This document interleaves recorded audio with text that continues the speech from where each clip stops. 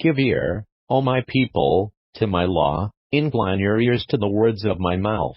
I will open my mouth in a parable, I will utter dark sayings of old, which we have heard and known, and our fathers have told us.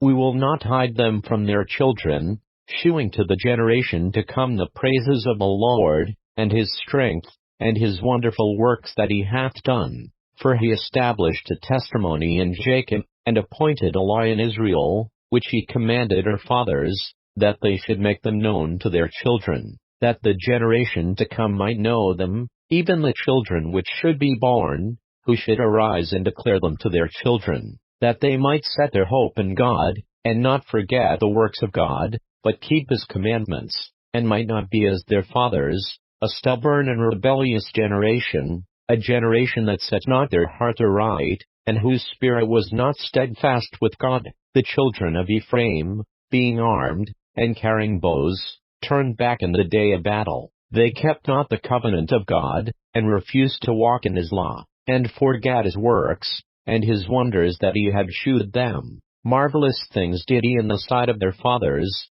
in the land of Egypt, in the field of Zoan. He divided the sea, and caused them to pass through, and he made the waters to stand as an heap. In the daytime also he led them with a cloud, and all the night with a light of fire. He clave the rocks in the wilderness, and gave them drink as out of the great depths. He brought streams also out of the rock, and caused waters to run down like rivers. And they sinned yet more against him by provoking the Most High in the wilderness. And they tempted God in their heart by asking meat for their lust. Yea, they spake against God. They said, Can God furnish a table in the wilderness? Behold, he smote the rock, that the waters gushed out, and the streams overflowed. Can he give bread also? Can he provide flesh for his people? Therefore the Lord heard this, and was wroth.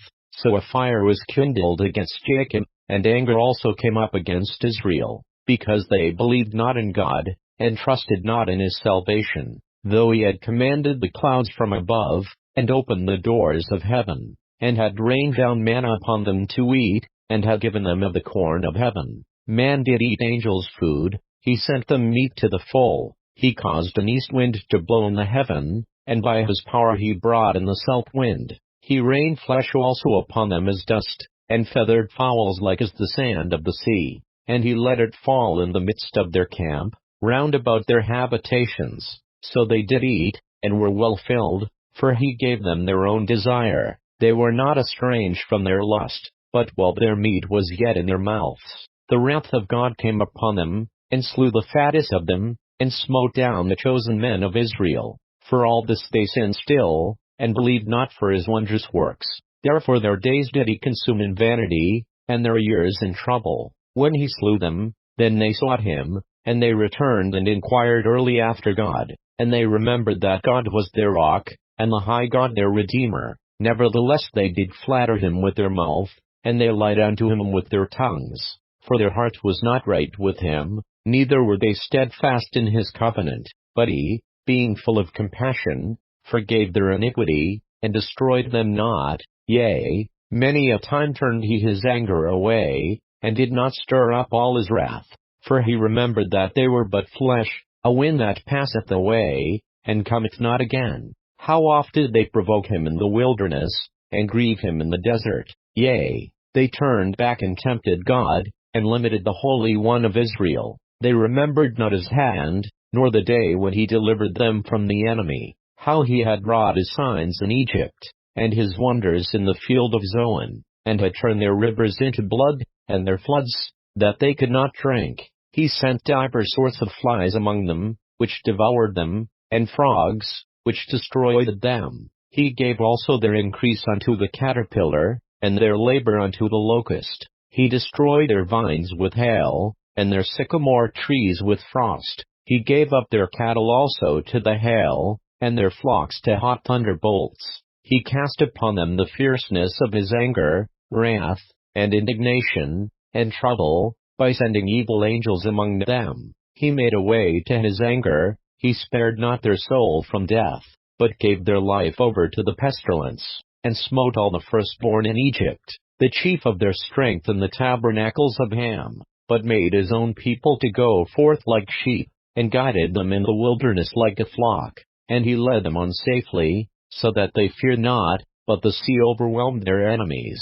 And he brought them to the border of his sanctuary, even to this mountain, which his right hand had purchased. He cast out the heathen also before them, and divided them an inheritance by line, and made the tribes of Israel to dwell in their tents. Yet they tempted and provoked the Most High God, and kept not his testimonies, but turned back, and dealt unfaithfully like their fathers. They were turned aside like a deceitful bow, for they provoked him to anger with their high places, and moved him to jealousy with their graven images. When God heard this, he was wroth, and greatly abhorred Israel, so that he forsook the tabernacle of Shiloh, the tent which he placed among men, and delivered his strength into captivity, and his glory into the enemy's hand. He gave his people over also unto the sword, and was wroth with his inheritance. The fire consumed their young men, and their maidens were not given to marriage. Their priests fell by the sword, and their widows made no lamentation. Then the Lord awaked as one out of sleep, and like a mighty man that shouteth by reason of wine. And he smote his enemies in the hinder parts, he put them to a perpetual reproach. Moreover he refused the tabernacle of Joseph, and chose not the tribe of Ephraim, but chose the tribe of Judah, the Mount Zion which he loved, and he built his sanctuary like high palaces, like the earth which he hath established forever. He chose David also and his servant, and took him from the sheepfolds. From following the ways great with young he brought him to feed Jacob his people, and Israel his inheritance. So he fed them according to the integrity of his heart, and guided them by the skillfulness of his hands.